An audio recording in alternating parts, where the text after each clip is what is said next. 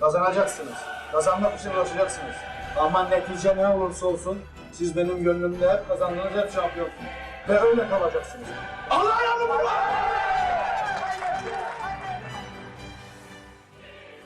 Merhaba and welcome to the second episode of Behind the Fence, a somewhat different extra format in addition to our weekly main series on the Lion's Den, a Galatasaray podcast. I'm your host Samet, and we're bringing you today a very interesting Galatasaray fan, which I'm very excited to talk about. He has over 15k followers on Twitter, loves Turkey, loves Galatasaray. Give a big applause to Voila! Frank Fatih Asıl Kurt El Chompito Pazzo. So Frank, welcome. Thank you very much. Hoş bulduk. How are you feeling? I'm feeling fine. Thank you. Hi, everyone. And my apologies for my English. So if I make some mistakes, please do forgive me. Nah, it's all fine. It's truly a joy to have you here. For me too. And thank you for accepting my invite. It's a pleasure. I've told you. I am a little I've bit told you a emotional. bit. I am a little bit emotional. So Why? because I'm not used to interviews. But don't see it as an interview. See it as just two Galatasaray fans Absolutely. having a chat. Exactly. Yes, in a tavern in Istanbul. Exactly. In a lokanta in Istanbul. In a meyhane in Istanbul. Aynen. Over some nice rakı or whiskey for you. I understand you don't like rakı. Tirmizi şarap. Red wine. Red wine is much better for me. Because I have also that Italian percentage of DNA in me. And so there is wine in my DNA. Well, can you tell us a bit, what's your real name? Is it Frank? Is it Fatih? Is it El Chompito Pazzo? El Chompito Pazzo was given to me by a couple of friends of mine in New Mexico.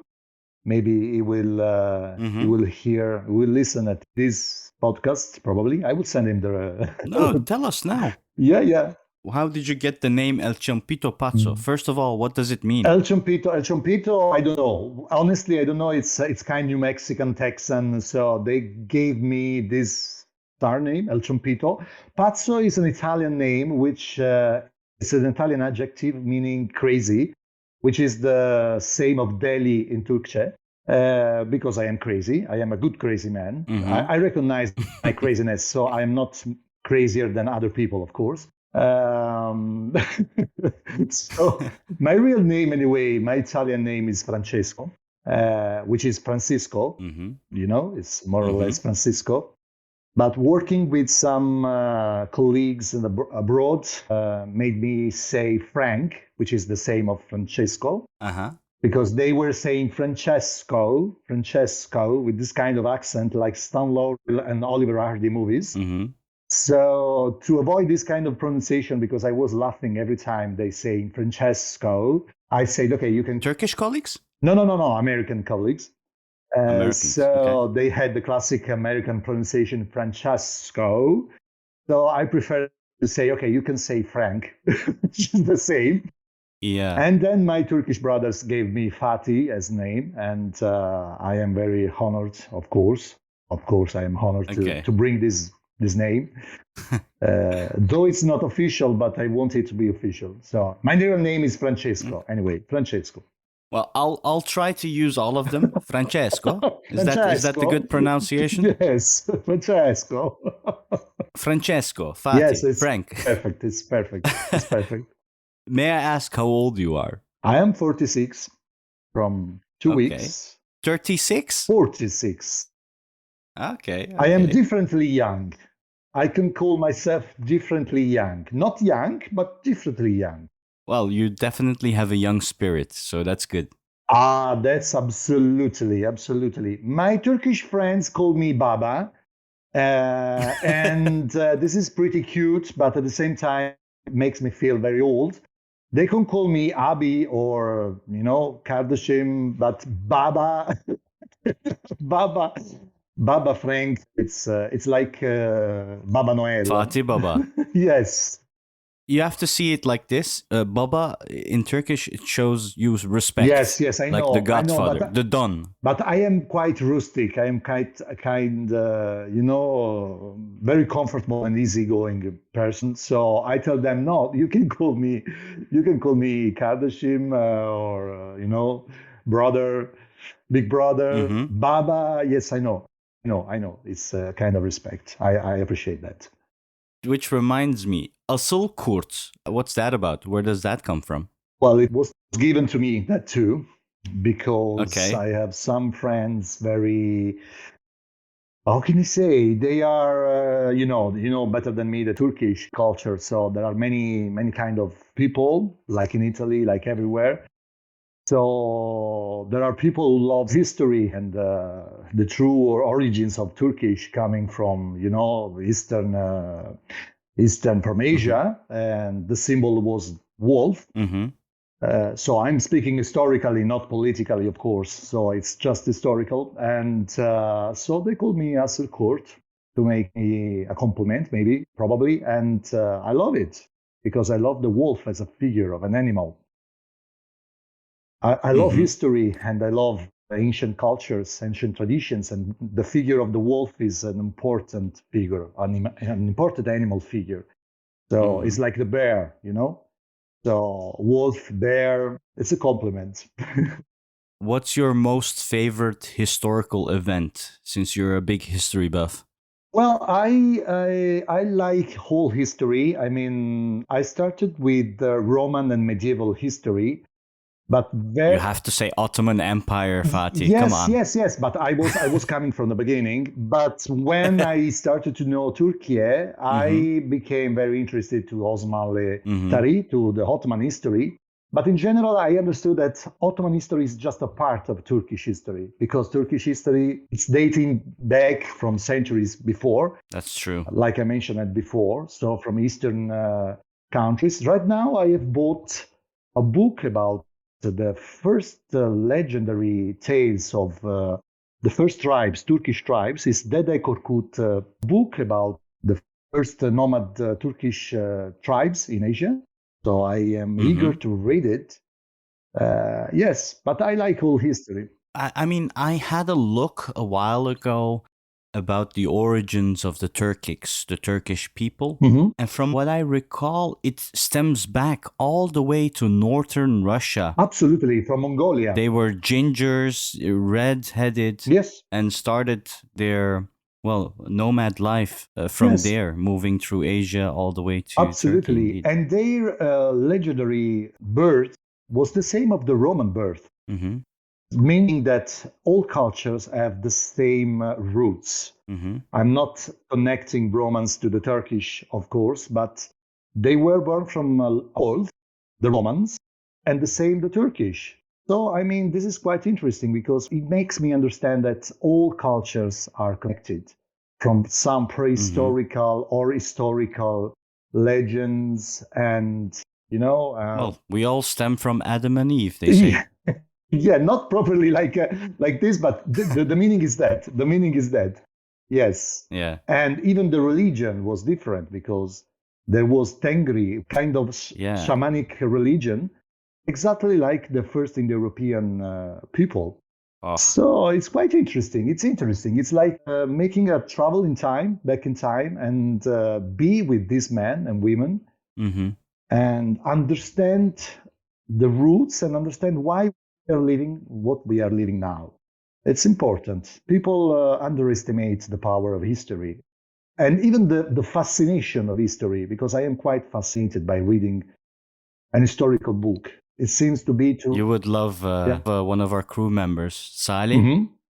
He's very much into history as well. I love it. Maybe in the future, if we have another episode, we can do it with him. You can talk all about history. With pleasure. And then I started to read about Ottomans, of course, Osmanlı.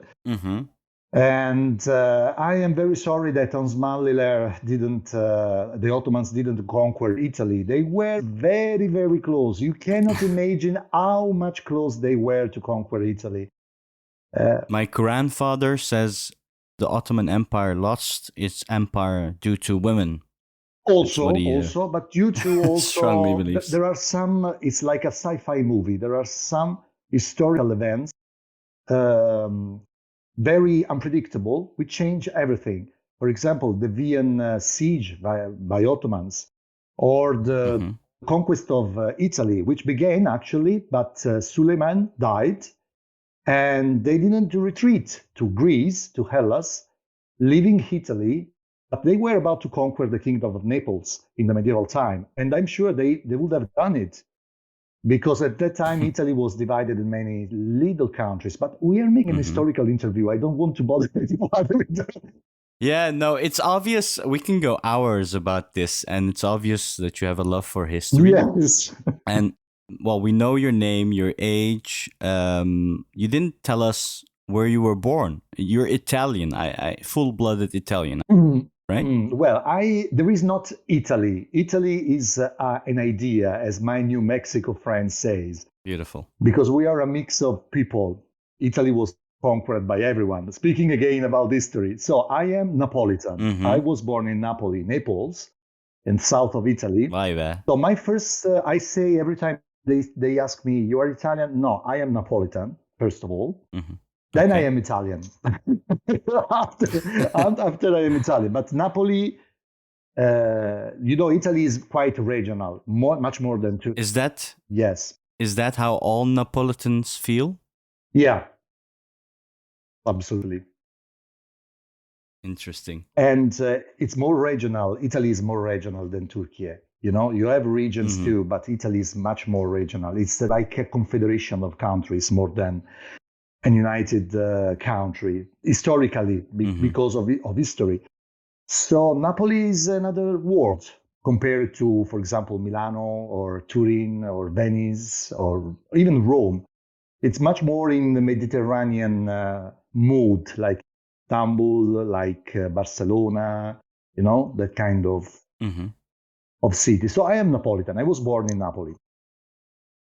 Very interesting. Born and raised and always stayed there, or have you traveled around a bit? I have traveled around because of my work, because I am a travel Mm-hmm. agent. I was, for Ah. 20 years, I come to Turkey, to Istanbul, but I traveled a lot in Europe.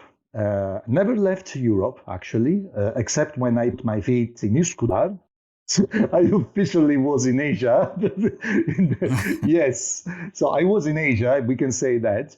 But That's actually my second memleket. yes, okay, perfect. No, yes, I was born and raised in Naples, but since I started my job in tourism, I started to travel everywhere in Europe, especially in Mm-hmm. Turkey. It's more than 20 years that I come to Turkey, and I stay there even for many months. Now I am in Mm-hmm. Italy, but I usually stay here. I stay there for months. So Okay. And what do you do being a travel agent? Is it only Turkey focused? most of it, yes. I started with to sell Turkey. I make offgoing from Italy to Turkey. So basically, I am the representative of this Turkish tour operator because I work for a Turkish tour operator based in Istanbul, Mm-hmm. and I bring Italians to Turkey. So I take care about promotion, sponsorship, Mm-hmm. and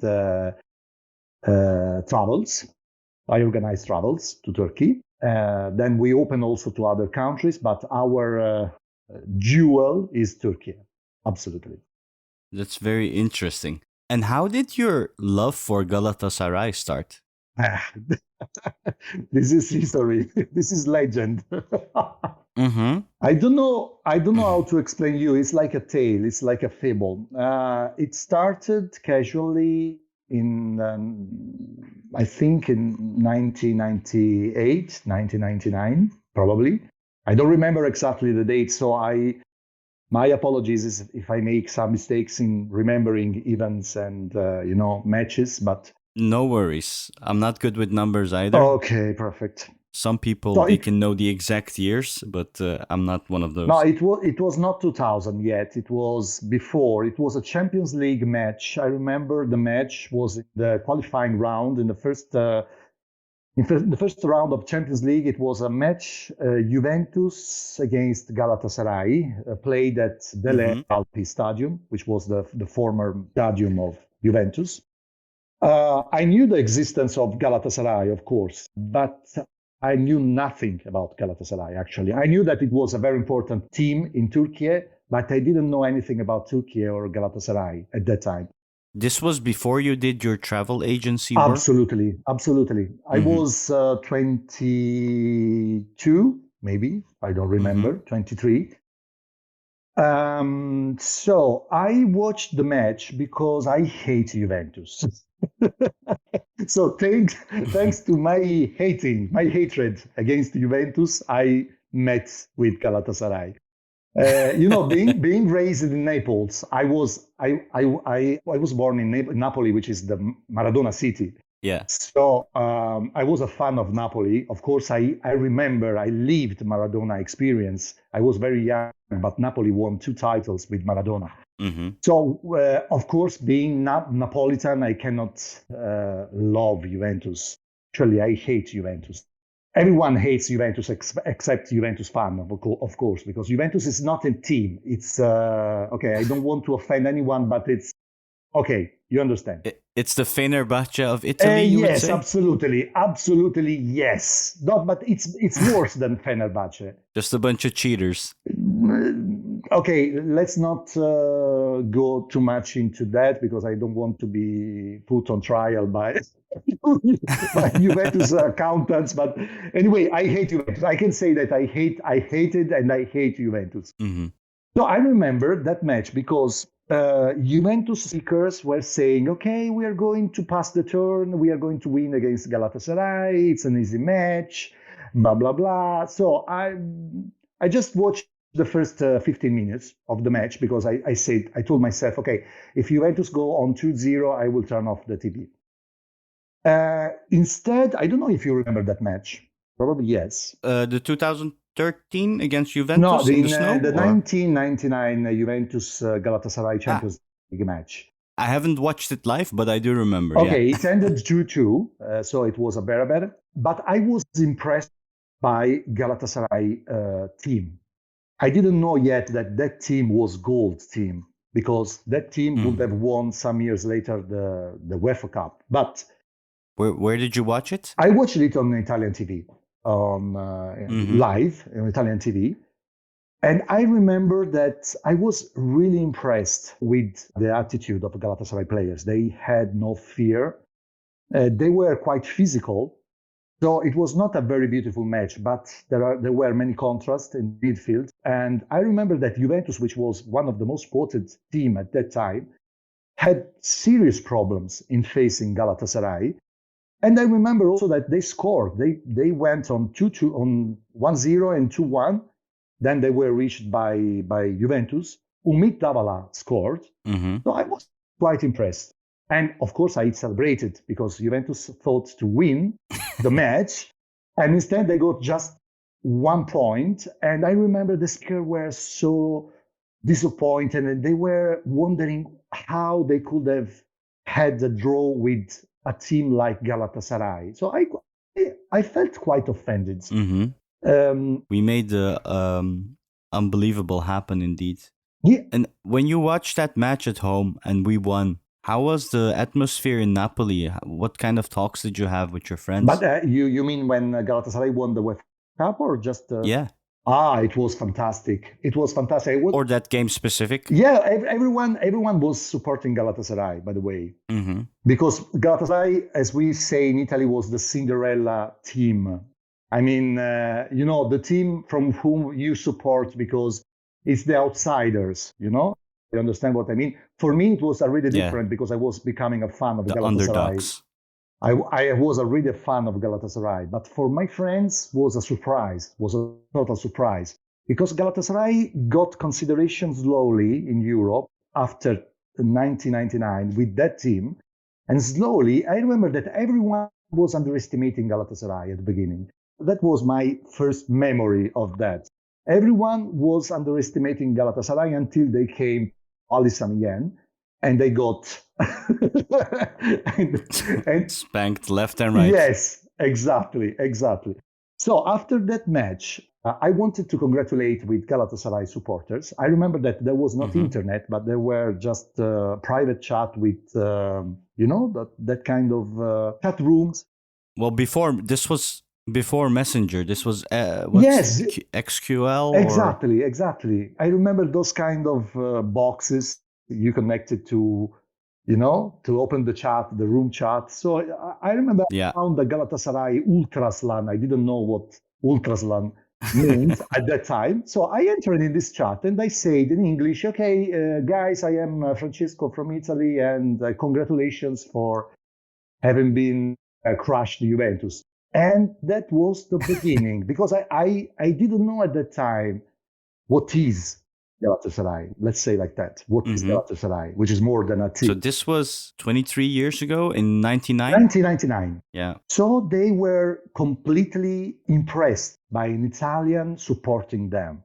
I remember that. For me, there was nothing strange, because for me it was a football match, and I congratulated with them because Galatasaray played even better than Juventus. They were totally speechless. They started to ask me questions. They invited me to watch other Galatasaray match, and I started to watch other Galatasaray match. But Galatasaray hosted Juventus in Ali Sami Yen, and it ended 1-1. I remember Swat scored. And then I basically accompanied Galatasaray in this triumph until 2001, 2002, when they won UEFA Cup and the Super Cup. And I became affected. Because I became a big fan, thanks to this person, to these people also, thanks to the team, because the team was exceptional at that time, was a golden team. But also I was, I was welcomed by the fans of Galatasaray in a way that I was totally not used to, even in Napoli, even for a Napolitan fan. I mean... Was this only online, or was it physically as well? It was online, and then just some months before Galatasaray won the UEFA Cup, they invited me to Istanbul. I remember very well that moment, because I never visited an Islamic country. So I had the exact perception of many travelers coming from Europe to Turkey for the first time. So the classic mentality of someone who thinks, okay, I'm going to Turkey, Islamic country, okay, but I wanted to meet them. So were you afraid? Or I was not afraid, but I remember that people around me were afraid. I tell you in all honesty, because it's like that. It's part of the package. Even to this day, sometimes you have still people that feel this way. Because they imagine, I don't know why they imagine Turkey to be like, Pakistan, or then they go to Turkey and they discover something totally new, unexpected, and even more modern than their own country. This is like that. I am very honest with you. It's a sort of historical heritage, like let's say like that. So Ultra Aslan invited you to Istanbul after... invited me, and I went there. I was a little bit afraid, but I hid it. And it happened, the magic. What was the plan? Which game did you go? What was the magic? I went to... I arrived at the airport and they were waiting for me. That was the first... my first impression with Turkey was that. So it was like welcoming, someone important. So I arrived... Fatih Baba. Yes, I arrived there, and I never was a tourist, even in my first time in Istanbul, because they took me everywhere in Istanbul. So I lived like a Turk, like an Istanbul people, in Istanbul. And they took me to Floria also. They organized for me a tour. They took me to Floria, where I met the team. I met the coach. Amazing. Yes. You met the team with Hakan Şükür, Ümit Davala. No, some years later, 2 years later, when there was 2 years later. Mondragon, Arif Erdem. there was Ümit Karan, Lucescu. I met with Lucescu. I met with the athletic preparator. I don't know the name now. Sorry, so my mistake. Was Mert translating back then? I don't think so, right? Yes, absolutely. Was he translating back then? Yeah. And the athletic preparator was also, there was also an Italian working for them. So I was even lucky because everyone was speaking in Turkish except for, the main staff. They invited me also to make an interview for Galatasaray newspaper, and you can retrieve it somewhere. Oh no! Oh, you have to send that link to me. Yeah, no, Definitely. really, it's incredible. They brought me to Ali Sami Yen. I watched Galatasaray and Karagucu match. Unfortunately, it ended 2-2, but it's okay. So I lived a real, true experience as a Galatasaray fan. I can imagine. And my love for them, for these people, and for Galatasaray increased, and double increased. I became fanatic. And when I came back to Italy, I spread news about Galatasaray, Turks, Turkey. So it started my journey to Turkey, thanks to Galatasaray. Thanks to Galatasaray, an entire new world opened to me. I'm not joking. This is true. I know it's strange, but this is true. And I came back again, because they became like my brothers. So I came back again and again. And then accidentally on 2006, 2007, I met with one of them, a new fan of Galatasaray, who was the boss of this tour operator. Yes. And we became... So Galatasaray basically made your life what it is today. Exactly. I'm not joking. It's true. Totally 100% That's amazing. True. I am graduated in law, and I graduated in 2001, but I didn't like it. I made 2 years of practice in a studio, in an advocate studio, lawyer studios. And then I left it because it was not in my chords, and it was not in my mood to make the lawyer, because I am someone who speaks a lot, who loves to interact with people. Extroverted, definitely. Absolutely. And I stayed 3 years without job, sending my curriculum, asking for work in Italy. I was quite depressed. And all in a sudden, in 2007, it happened casually, this possibility. This guy asked me to learn a new job and to become a lease agent in Italy. And I replied, okay, look, I am a lawyer. I should be a lawyer. I have no experience in tourism. And I remember his words, said, Francesco, maybe you have no experience in this field, but I see your love for Turkey. So I need someone who loves this country, because you can sell. And this was the Galatasaray. Yes, exactly. Person. He was a Galatasaray fan. And I remember these words. So basically, what should have happened in Italy, it happened in Turkey. So I was looking desperately for a job in Italy, and Italy didn't give me any chance. And I knew a little English. I was graduated. I had also some experience as a customer care. They closed all doors on my face. I mean, in 2007, 2008, it was also a crisis all around the globe. Exactly. I remember at that time, I also sent like 30, 40 applications, and it was hard getting a job at that certain time. Yes, but they were not accepting me because in Italy, there is always, not just at that time, this kind of separation. If you are graduated, you are too much qualified for them to be, for example, clerk, or, like they divide and share jobs like noble jobs and dirty jobs, I wanted to work. It seems like it was a bit like Turkey. Is there, the term torpil? Yeah. And that's also in Italy? The same, absolutely the same. I don't understand this kind of attitude, because I want to work. They ask for experience, but if you don't give me any chance to make this experience, how can I show experience? No, this guy. Yeah, so basically what you're saying is, if you're graduated from university, you have too much curriculum to do the small jobs. But this is wrong. Because sometimes this is absolutely wrong, because there are graduated people who are totally imbecile, and there are diplomatic people who are very eager to work and to serve for work. So this is stupid. It depends from the... And at the other side, you don't get hired for the jobs you qualify because there's someone else's cousin or nephew Yes. taking those jobs. Yes. I understand. Okay. It was like that. And in the worst moment of my life, of my working life, this guy showed it to me and gave me this chance. Of course, I was afraid because you are always afraid when you start something unknown. But I was also strong and very bold. And I said, okay, let's try. You teach me. That was my new life, the start of my new life for in Turkey, because it's very connected to Turkey. I can say I was lucky, but I also gained this possibility at the same time. Yeah. Because I made it to happen. Yeah, I always say there's no such thing as luck because you have to create your own luck. Exactly. And what I usually mean by that is there are millions of doors.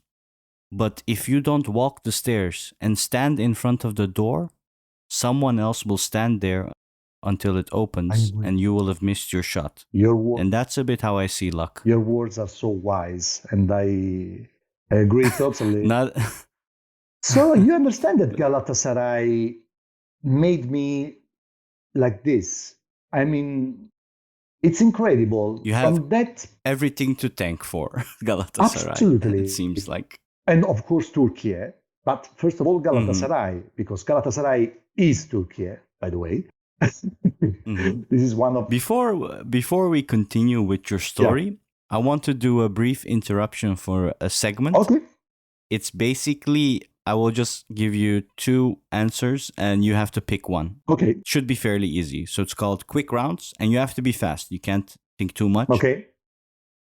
All right. Without explaining, just answering. Exactly. So here we go. Quick rounds. George Hagi or Wesley Sneijder? Hagi. Hakan Şükür or Mario Jardel? Şükür. Felipe Melo or Fernando Reguez? Melo. Italian or Turkish kitchen? Come on. No, both of them because they are similar. I mean, I love Turkey because it's the same cuisine of Italy. No. I am not diplomatic. I'm not diplomatic. For me, food is important. So if you told me Italian or English cuisine, okay. But Italian, Turkish cuisine, how can I choose? Okay, I'll leave No, that. it's not diplomatic. It's honest. It's true as answer. I believe you. It's fine. All right. Then the next one. Tafarel, Muslera or Mondragon? I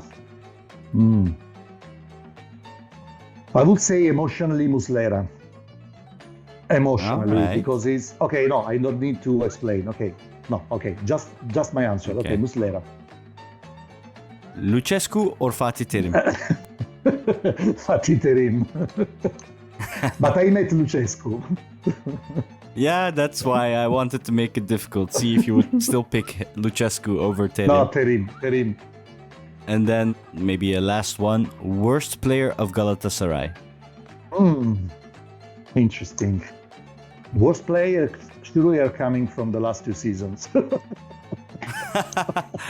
You think? No, because it's true. I mean... We've had some bad ones, I think.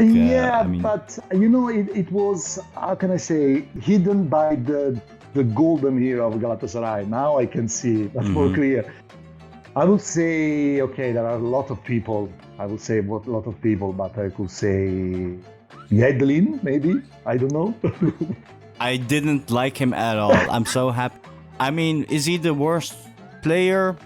You have Tarık Çamdal, Jose Rodriguez, Juan Pablo Pinto, and all that stuff. But Yedlin, because it was, I remember he was presented and introduced in a flamboyant way. He was just running left and right without doing anything. So I fully agree. So those were the questions for quick rounds. We'll have a quiz afterwards, but basically to continue story. So you explained how you met with Ultra Aslan fans, went to Lucescu, meet the team, and your passion for Galatasaray basically grow bigger and bigger. Yeah, it was like a sense of belonging.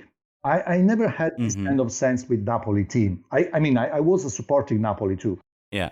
but I was never inside the supporters. I mean, it was like, something external. In this case, it's different. In the first episode, we discussed with John, who's from Canada, that there's no color when you're a Galatasaray Absolutely, no supporter. color, no color.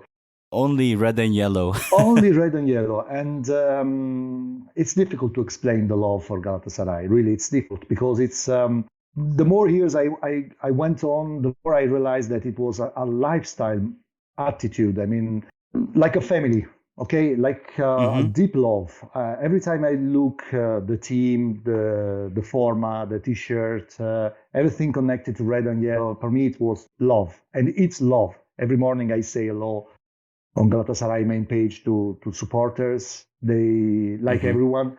For me, it's important to keep connected with Galatasaray, even if for some period I am not in Turkey, but I am in Italy. In Italy, I follow Galatasaray just on streaming. I cannot watch the matches. So, yeah. When you went to Istanbul with Ultraslan, was that your first time? Yes. Okay. It was the first time in 2003, maybe 2002, 2003.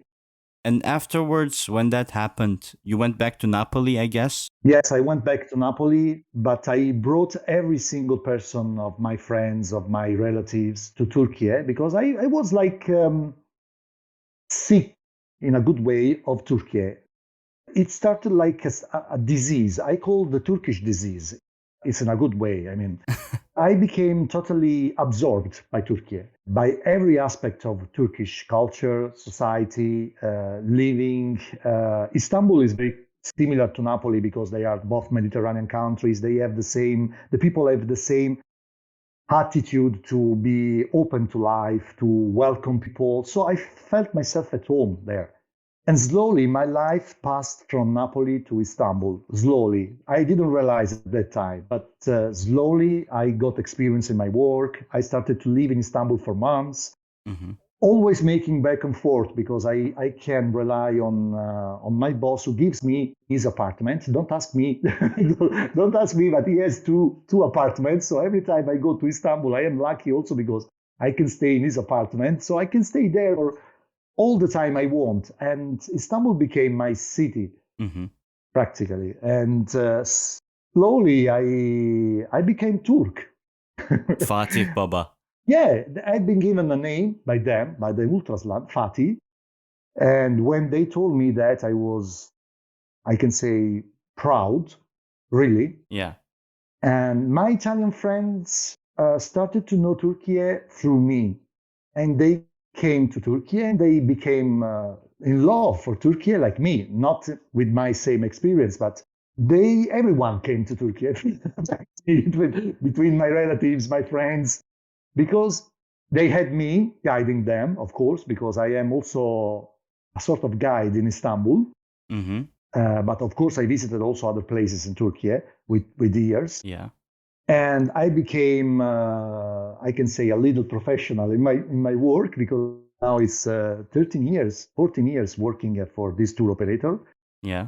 And I became also very protective for Turkey. I mean, every time I hear some idiocy or, some kind of ignorant comment about Turkish people. What's the strangest you've heard about Turkey where you were like, that's bollocks? I can tell you very easily it happened 1 month ago by a client, because Italian clients, of course, some of them, they ask very stupid questions. They are afraid to ask because they are embarrassed. They know the stupidity of the question, but they ask. They ask. So I am used. And the problem that I need to be correct with them and polite, so give them, of course, a polite answer, professional answers. But I want to laugh on their face, of course. One of the last clients coming to Istanbul in April asked me if he could have used credit card in Istanbul. And I said, yes, it's accepted almost everywhere. Not because you have to know that in Italy, you still have problems in paying with credit card for a coffee, for example, because there are taxes, there are percentages. Yeah. So sometimes when you try to pay with credit card for a coffee, they say, not me. Yeah, it's funny.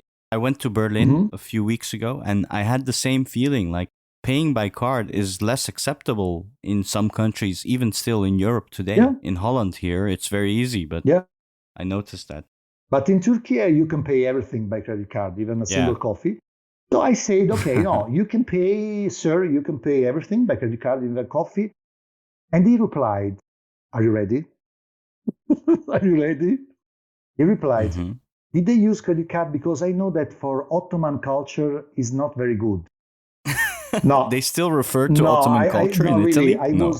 I was speechless. I didn't know if he was joking. He was not joking. I stopped myself. I needed to control myself because ultimately he booked the travel. So I thought to be professional. And I said, of course they accept credit cards. I didn't give any kind of explanation. Do you join them on the trip as a guide or? Not them. I didn't want.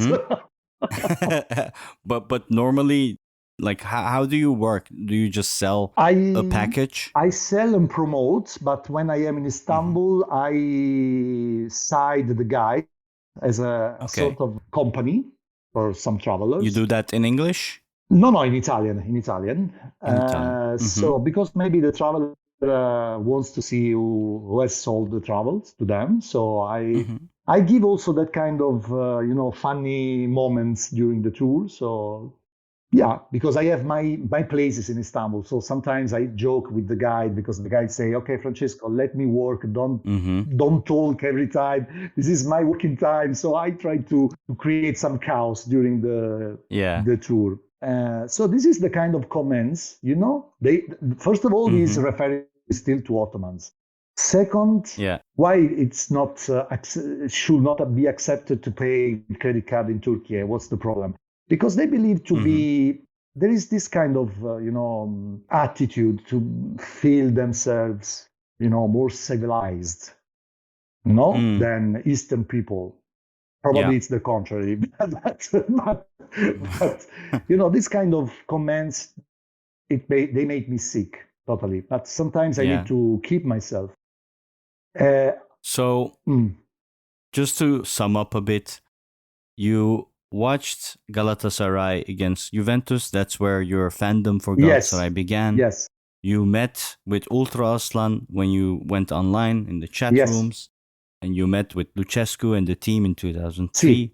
And then you also had found a job because you met a Galatasaray fan who owned a travel agency. And that brings you to around 2005, 6, 8. When did you start with Twitter? I started with Twitter. You have 15K followers there. I started during the pandemic periods when we were in lockdown. I was not very social before, though I had both Twitter and Facebook, but I was not very social and I was not posting anything about me, for example. I found your first tweet on Twitter. Oh, really? And are you interested in what it says? I don't know. I don't remember, honestly. At least one of the earliest tweets, you have to explain to me what this means, but it says direttamente dalla Siberia su Twitter. And directly, Jalli Siberiadan. You were in Siberia? No, absolutely. But it was summer and I hate heat. I hate Sijak Hava. So probably I was trying to exercise the heat of Napoli and I was saying, okay, directly from Siberia. How did you grow your Twitter to 15K followers? Did you buy them? No, please. I don't know, honestly. No, it happened during the lockdown. During the lockdown, I had this urgency to open myself to the rest of the world because it was unnatural to be closed in the house. And thank God you did, Frank. Thank you very much. I did. Initially, I did with Star Trek and Star Wars fans because I needed to speak about Star Trek, Star Wars, because I am the classic nerd, I love cinema, I love TV shows, I love the classic American shows, like Star Trek and Star Wars. And then I'm the same, but I never got into the Star Trek kingdom.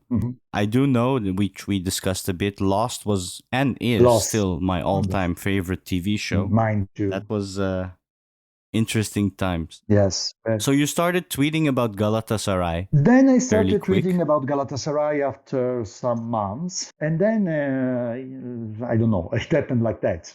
I started to post very idiot videos because the lockdown brought me to a new kind of attitude. I didn't change myself, but maybe it gave me more courage to post things about myself.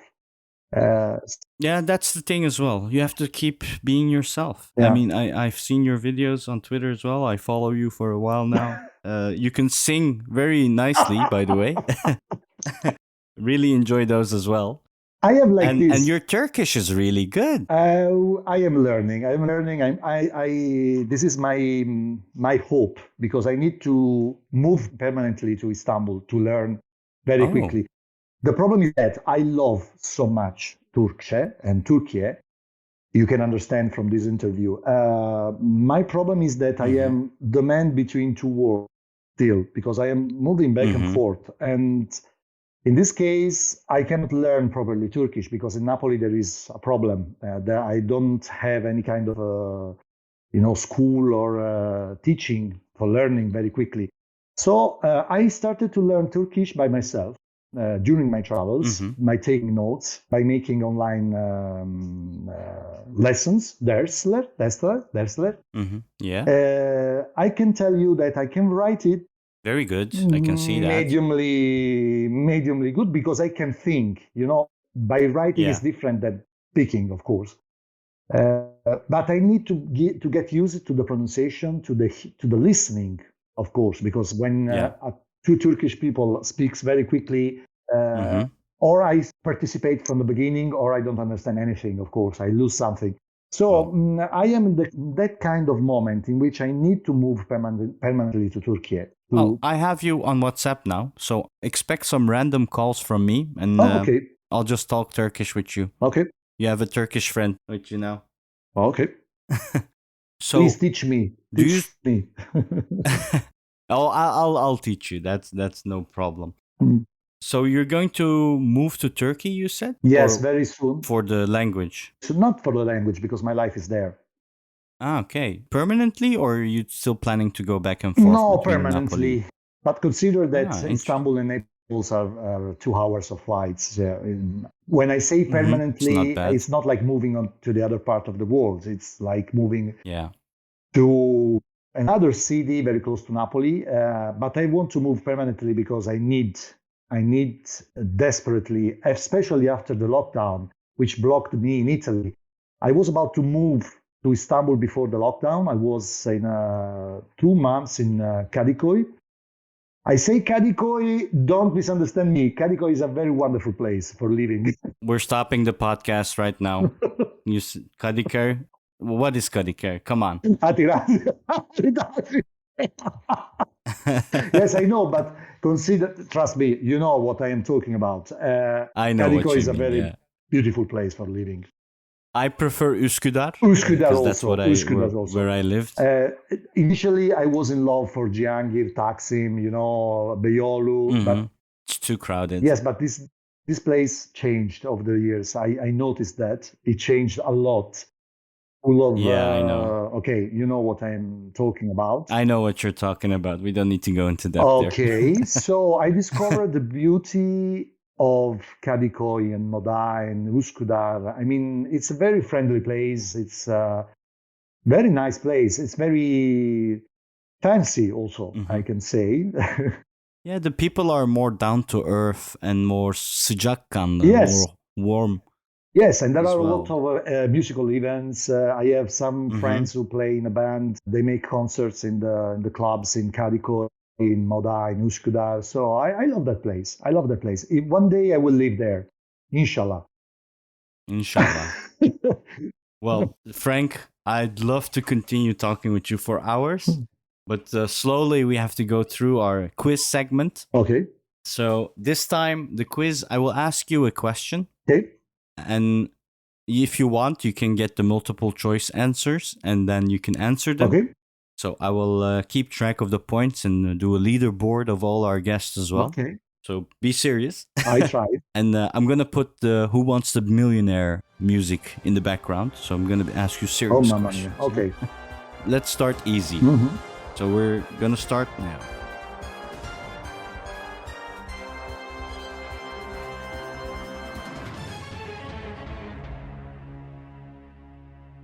Question number 1. In what year was Galatasaray founded? Okay. And I can give you the multiple choice 1905. answers. Okay, but I asked you. Ah, good.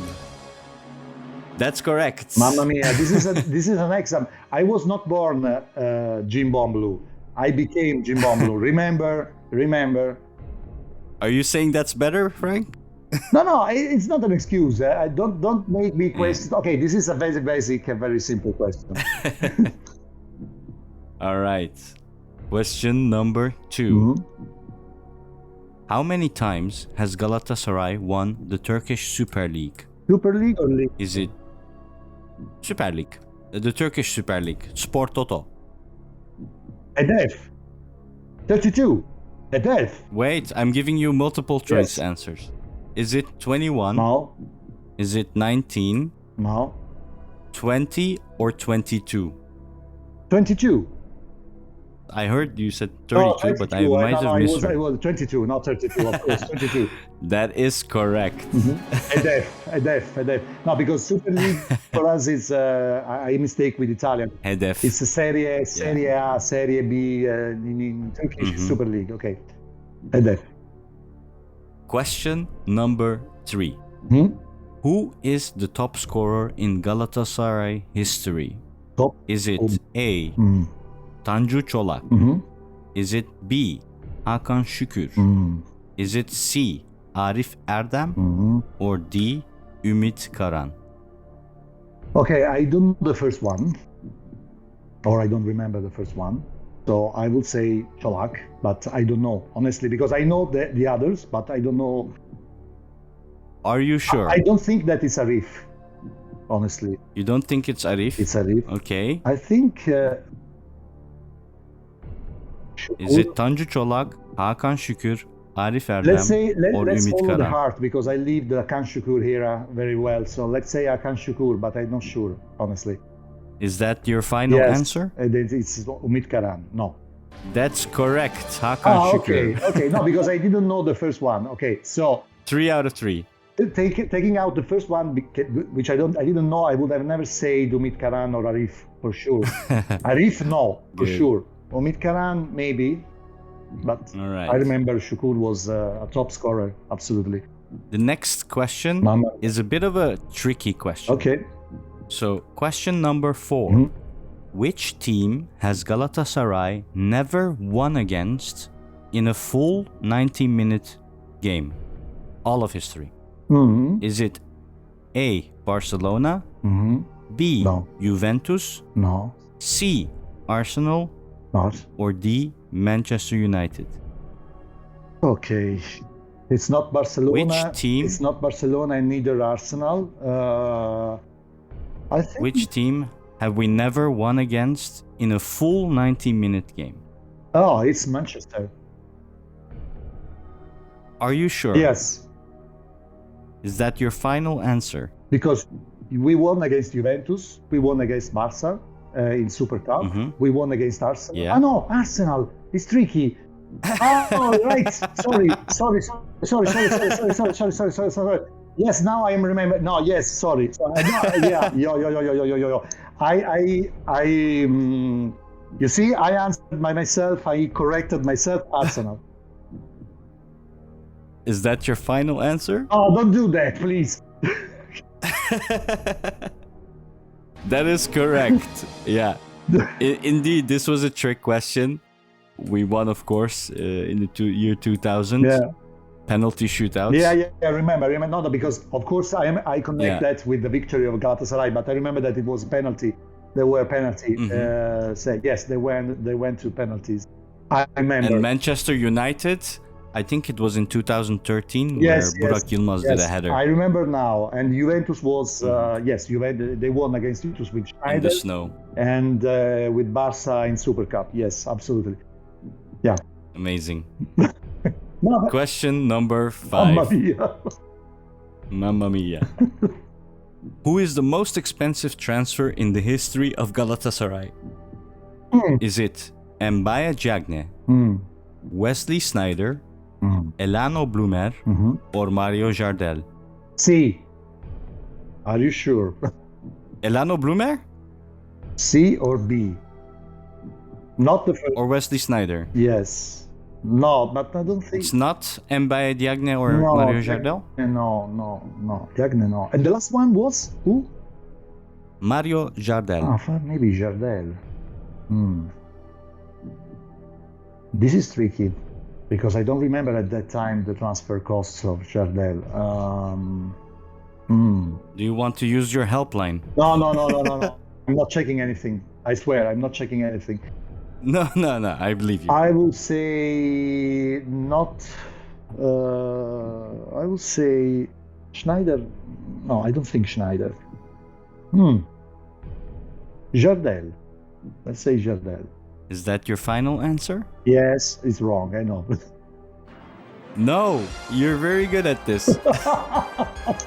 I make my exclusion. I mean, more than knowing the answer, my exclusion, because it could have not. Your logical Yes, sense. it have not could be Schneider or Diagne. No, absolutely. So Jardel, yes. All right. The next question number 6, it's linked to the previous one. How many million euro is Mario Jardel the most expensive transfer in history of Galatasaray? Is it A, 13, B, 15.5, C, 17.05, or D, 19 million euros? 17.05. Are you sure? Are you guessing? Yes, I'm guessing because it's too precise. 05. You're guessing too well. It's too precise. I mean, 05. This is very Sherlock Holmes attitude, you know? I read a lot of mystery books. Question number 7. What is the date that Muslera came to Galatasaray? In 2000. Is it... Oh, if you want to go for it. Go. No, I want to be sure. Okay. A, August 2011. B, August 2012. C, January 2011. Or D, January 2012. This is tricky. Come on. By months, not by years. Yeah, but at least at the moment, guess the year for now. I thought it would have been easier because I don't remember the math. You remember when he came from Lazio, right? Yeah, from Lazio. From Lazio is wonderful. Lazio, the Italian Lazio. Lazio, not Lazio. It's like mozzarella. Excusamente. Well, I think that he came in 2011. So January or February, basically. No, it's August 2011, August 2012, January 2011, or January 2012. This is tricky because you put in the open market. So let's say January. Well, did he come in the winter or in the summer? In the winter. Oh, come on. I don't remember. I don't remember. I don't remember. I honestly didn't remember. In August. Okay. But he also had an interview recently with Galatasaray TV where he also told this. But it's fine. Okay, thank you. You're doing very well. Thank you. Question number 8. Who was the captain of Galatasaray in the 2000 years? The year the team won the UEFA Cup. In the 2000 years, okay. In the 2000, well... A, Bülent Korkmaz. B, George Hagi. No. C, Hakan Şükür. Or D, Ayhan Akman. No, Korkmaz. Korkmaz, büyük kaptan. Büyük captain. Grande. Grandissimo. Korkmaz, absolutely. I remember him. One of the best players I've ever seen in that period. I remember also the devil twin in the midfield of Galatasaray, Okan and Emre. They were really dangerous for every team in Europe. Very short. Oh, what a time to be alive. Yeah. No, very short, very quickly, and very technical also. I remember. Okay. 2 more questions left. Question number 9. In which city did Galatasaray win the 2000 UEFA Championship? This is an open question. It was in Hovenhaven. Oh, very good. Hovenhaven. Copenhagen, Denmark. I remember in Hovenhaven. Is that how they pronounce it? Yes, they pronounce Hovenhaven. Hovenhaven. I didn't know that. Yes, we say Copenhagen, okay, but Hovenhaven. And I remember I was jumping on my couch and calling. There was not WhatsApp, so I was using all my credit in my telephone. Text. Yes, I was calling my friends who were in the middle of a chaos with fireworks everywhere. So I remember. All right, that's amazing. All right, last question, number 10. Okay. Name the players that were known as bum in 2010 season of Galatasaray. Well known as... Bam. Okay. Give me the answers. I don't remember. So, I'll give you a hint. It was the worst midfield that we had Okay. at the time. And they were known as bum. Okay. And so that's why I don't remember, probably. Okay. If you don't know, we can pass it. We can pass it. We can pass it because in that period, I was totally full absorbed by my life-changing work. But yes. Okay. Yes. So a lot happening in your life, I guess. And it was one of the worst seasons as well. So I don't blame you. It was Barış Özbek. Okay. Ayhan Akman, and Mustafa Sarp. Mustafa. Yeah. To make up, I have 2 bonus questions. I think John from Canada, he said they were quite easy, but let's see. Okay. Name 3 of our top league goal scorers in the last 6 seasons. So out of any last 6 seasons, if you can guess 3 correct. In the last 6 seasons? I would say the top scorer. 3 of the top scorer. It's not very easy.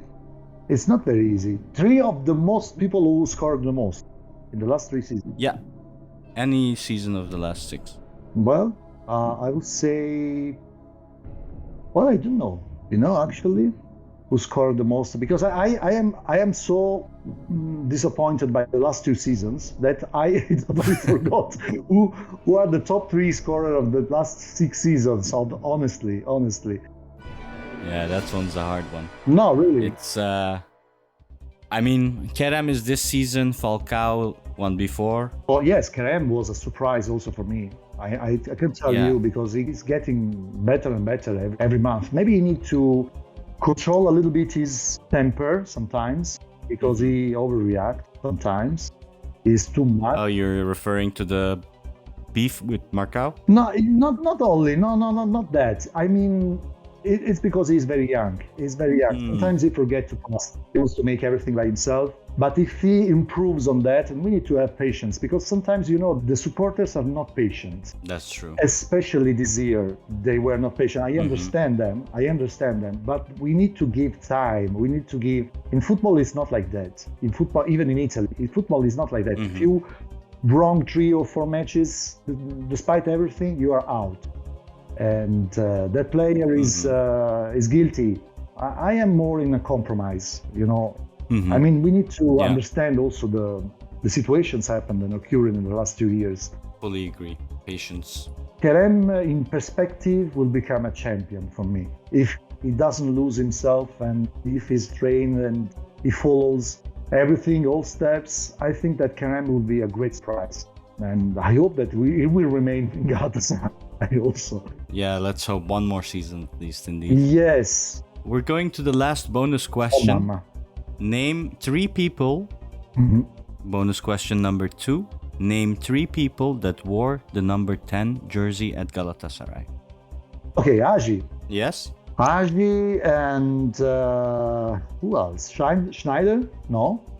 Yes. Yes, and the last one, the actual number 10 is... I don't remember. Now you're putting me in difficulty. There's still a player in the team. Yeah, I know. Number 10 now... I don't remember. I'll give you that one. Arda Turan. No, Arda Turan is number 9. No, I mean before. Ah, before. Okay, I would say Arda Turan. Yeah. Yeah, to make it easier. Yeah, Arda Turan, absolutely. I love him. I miss him. He has a go back now. He has a big go back. Yeah. But He's becoming like us, Frank. but I miss him. I miss him a lot.